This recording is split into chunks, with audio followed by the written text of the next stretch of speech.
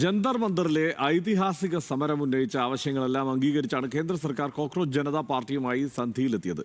നിരുപാധികമായ കീഴടങ്ങലിൽ പ്രധാനമായി 3 ആവശ്യങ്ങളാണ് അംഗീകരിക്കപ്പെട്ടത്. ഏറ്റവും പ്രധാനപ്പെട്ട ധർമ്മേന്ദ്ര പ്രധാന്റെ രാജിക്കപ്പുറം പ്രതിഷേധത്തിനിറങ്ങിയ വിദ്യാർത്ഥികൾക്കും യുവാക്കൾക്കുമെതിരെ നിയമ നടപടി പാടില്ലെന്ന ഡിമാൻഡും സർക്കാർ അംഗീകരിച്ചതാണ്. എന്നാൽ ഈ വ്യവസ്ഥകളിൽ നിന്ന് സർക്കാർ പിന്നോട്ടു പോകുന്നു എന്നാണ് CJP ആരോപണം. ഡൽഹിയിലും ബീഹാറിലും ഉൾപ്പെടെ കേസുകൾ രജിസ്റ്റർ ചെയ്യുന്നതായും സമൂഹമാധ്യമ അക്കൗണ്ടുകൾ നിരീക്ഷിച്ച് നടപടിയെടുക്കുന്നതായും സ്ഥിരീകരിക്കപ്പെട്ടതോടെ സർക്കാർ പറഞ്ഞു പറ്റിക്കുകയാണോ എന്ന ആശങ്ക ഉയർത്തി CJP രംഗത്തെത്തിയിട്ടുണ്ട്. ഈ സാഹചര്യത്തിൽ ന്യൂസ് ആംഗിൾ പരിശോധിക്കുന്നു, പാറ്റകളെ പറഞ്ഞു പറ്റിക്കുകയാണോ സർക്കാർ എന്ന്. ഗൗതമാണ് ചേരുന്നത് ന്യൂസ് ആംഗിളിൽ. Gautam, good morning. ഇന്ന് അവസാന ദിവസമാണ്. ഇതുമായി ബന്ധപ്പെട്ട്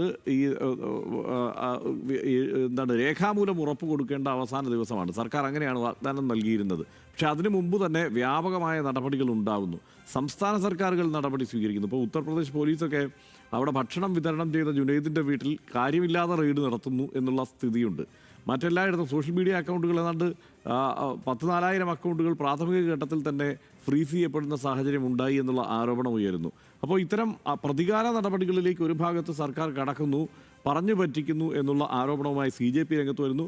ഇതിൻ്റെ ഗൗരവം നമുക്ക് മനസ്സിലാക്കാവുന്ന തരത്തിൽ തന്നെ കപിൽ സിബൽ അടക്കം രംഗത്ത് വന്ന് ഫണ്ട് ശേഖരണത്തിന് ആഹ്വാനം നൽകുന്നു. അദ്ദേഹം തന്നെ 1 കോടി രൂപ സംഭാവന ചെയ്യുന്നു. ഈ നിലക്കൊക്കെയാണ് കാര്യങ്ങൾ മാറുന്നത്.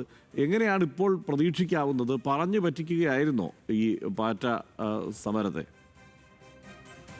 ഹർഷൻ, അങ്ങനെ തന്നെ വേണം കരുതാൻ. കാരണം ഏറ്റവും ഒടുവിൽ ഇപ്പോൾ ഡൽഹി പോലീസ് ഉൾപ്പെടെ ഇതുമായി ബന്ധപ്പെട്ട് നടത്തുന്ന വിശദീകരണത്തിൽ ഈ പ്രക്ഷോഭത്തിൽ പങ്കെടുത്തതിൽ ക്രിമിനലുകൾ ഉണ്ട് എന്ന തരത്തിലാണ് അവർ പറയുന്നത്. അതുകൊണ്ട് തന്നെ അത്തരക്കാർക്കെതിരെ എടുത്ത കേസുകളിൽ നിന്ന് പിന്നോട്ട് പോകാനാകില്ല എന്നുള്ള നിലപാടിലാണ് ഡൽഹി പോലീസ് ഉള്ളത്. കഴിഞ്ഞ ദിവസമാണ് കപിൽ സിബലിനൊപ്പം CJP വക്താക്കൾ സൗരവ് ഉൾപ്പെടെയുള്ള ആളുകൾ മാധ്യമങ്ങളെ കണ്ടത്.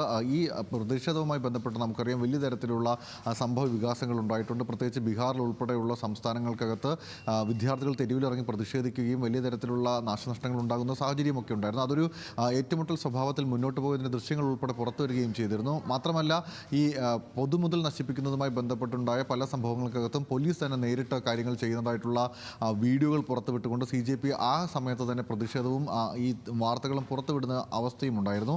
പക്ഷേ അതൊക്കെ നിലനിൽക്കുമ്പോൾ തന്നെ ഈ സമരം അവസാനിപ്പിക്കുന്നതുമായി ബന്ധപ്പെട്ട് നടന്ന ചർച്ചയിൽ വിദ്യാർത്ഥികളും CJP മുന്നോട്ട് വെച്ച ഏറ്റവും പ്രധാനപ്പെട്ട ആവശ്യം ഈ പ്രതിഷേധത്തിന് ഇറങ്ങിയവർക്കെതിരെ കേസെടുക്കരുത്, ആ കേസും നിയമ നടപടികളും പിൻവലിക്കണമെന്നാണ്.